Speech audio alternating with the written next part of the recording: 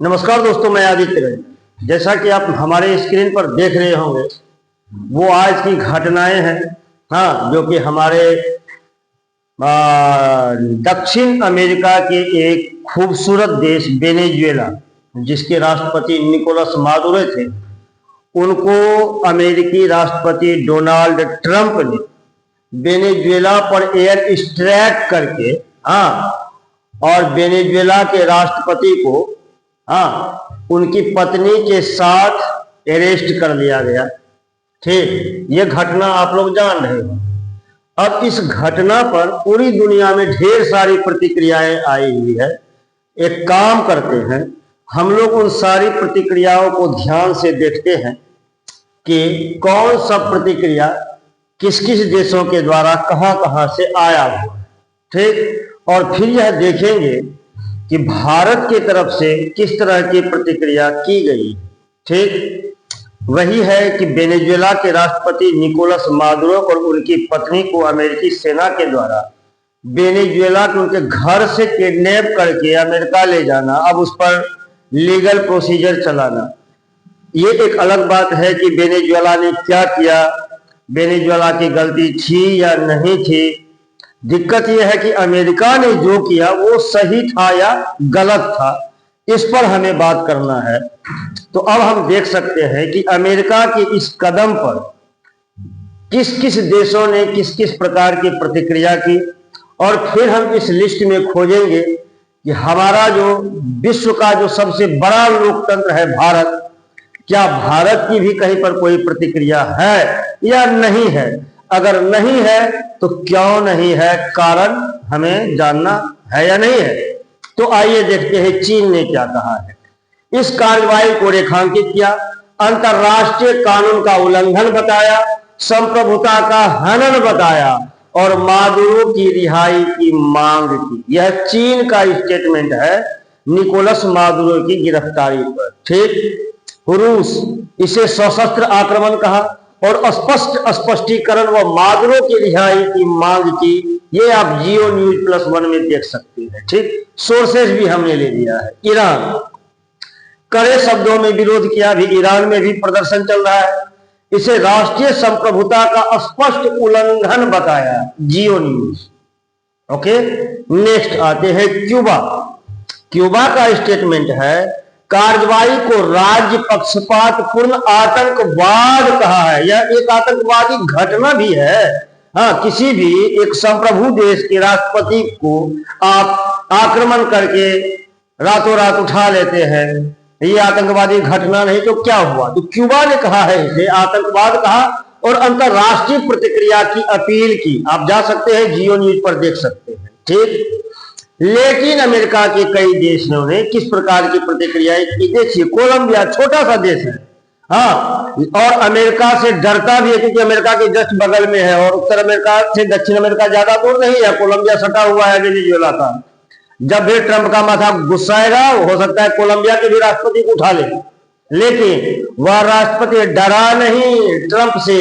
उसने भी बताया कि इसे लैटिन अमेरिका की संप्रभुता पर हमला कहा और मानवीय संकट की चेतावनी दी। ठीक, अब समझ सकते हैं, इसे भी आप जाके जियो न्यूज पर चेक कर सकते हैं। ओके, मेक्सिको जस्ट अमेरिका के, जब आप वर्ल्ड मैप देखेंगे, यूनाइटेड स्टेट के जस्ट नीचे यानी दक्षिण साइड में मेक्सिको आता है। एक गंभीर क्षेत्रीय अस्थिरता को जन्म देने वाला कदम बताया times of earth. Okay, Brazil दक्षिण अमेरिका का ही एक बहुत बड़ा देश है क्षेत्रफल के मुकाबले में। ठीक, वो भी अमेरिका से बहुत नजदीक है, वेनेजुएला के करीब है, दोनों की बाउंड्री टच करती है। जब भी ट्रंप का दिमाग उठेगा, गर्म होगा, ब्राजील के भी राष्ट्रपति को उठा लेगा, लेकिन वो डरा नहीं, वह ट्रंप से डरा नहीं। संयुक्त राष्ट्र के बहुपक्षवाद और कानून का उल्लंघन बताया इसे, हमला बताया, अस्वीकार्य कहा इसे, और ये कहा है टाइम्स ऑफ अर्थ में। चिली, यह भी दक्षिण अफ्रीका का अमेरिका का देश है। उरुग्वे भी दक्षिण अमेरिका का देश है। बहुत छोटे छोटे और कम शक्तिशाली देश है, लेकिन इन लोगों ने भी अपनी प्रतिक्रियाएं दी है। क्या इसे सैन्य हस्तक्षेप कहा और इसका विरोध किया है। शांति व कूटनीति की अपील की। ठीक है, ये अब से पहले आप बड़े देशों की प्रतिक्रिया देख रहे थे, लैटिन अमेरिका के देशों की प्रतिक्रिया देख लिए। अब देखिए यूरोपीय देशों की प्रतिक्रिया।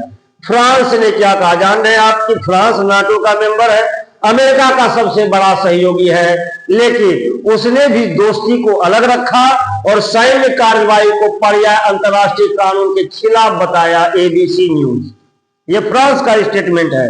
स्पेन उत्साहपूर्वक कड़ी निंदा किया इसका, शांतिपूर्ण समाधान और कानून के सम्मान की मांग की राइटर्स। ठीक, जबकि बहुत छोटे छोटे देश हैं। यूरोपीय संघ जो कि अमेरिका का पिछलग्गू बना हुआ रहता है, संयुक्त राष्ट्र चार्टर का सम्मान करना सिखाएगा अमेरिका को। बोला संयुक्त राष्ट्र चार्टर का सम्मान करें, संयम रखें और राजनीतिक समाधान की अपील की। यूके यानी ब्रिटेन जो कि अमेरिका का छोटा भाई जैसे पीछे चलते रहता है, अंतर्राष्ट्रीय कानून के पालन करने पर जोर दिया और तथ्यों की जांच पर जोर दी। The Times of India. ठीक, अब अन्य देशों की प्रतिक्रिया आप देख सकते हैं। ऑस्ट्रेलिया सभी पक्षों को संवाद और कूटनीति पर जोर देने के कहा। जर्मनी स्थिति पर गहरी चिंता व्यक्त की और राजनीतिक समाधान पर बल दिया। अमेरिका के साथ जो कुछ देश हैं पक्षधर देश जैसे अर्जेंटीना, कुछ नेताओं ने इसे मादुरो सत्ता का पतन और स्वतंत्रता के पक्ष में सकारात्मक बताया। यूएस सहयोगी जैसे कुछ उत्तरी यूरोपीय देश, इसने संयुक्त राष्ट्र कानून और लोकतंत्र पर जोर देने के साथ यह भी कहा कि समाधान शांति से होना चाहिए। लेकिन अब हम खोज रहे हैं इसमें विश्व के सबसे बड़े लोकतंत्र भारत की प्रतिक्रिया आपको कहीं नहीं मिलेगी। क्यों नहीं मिलेगी? इसका जवाब जानने के लिए आपको हमारी विदेश नीति को जानना जरूरी है। और हम यह कह सकते हैं कि वर्तमान वैश्विक राजनीति में जिस तरह से हम ऑपरेशन सिंदूर में अलग थलग और अकेले पड़ गए थे, उसी तरह से इस वेनेजुएला की भी घटना में हम एक दूसरा स्टैंड लेके कहीं न कहीं वैश्विक राजनीति में अपनी जो वर्चस्व है, अपना जो स्थान है, उसे हम खो रहे हैं। और यह आने वाले समय के लिए बेहतर बात नहीं है, क्योंकि विश्व के सबसे बड़े लोकतंत्र, विश्व के सबसे बड़े संप्रभु देशों की यह जिम्मेदारी है कि वह वेनेजुएला की घटना पर कड़ी प्रतिक्रिया व्यक्त करते हुए अमेरिका से अपनी असहमति दर्ज करे।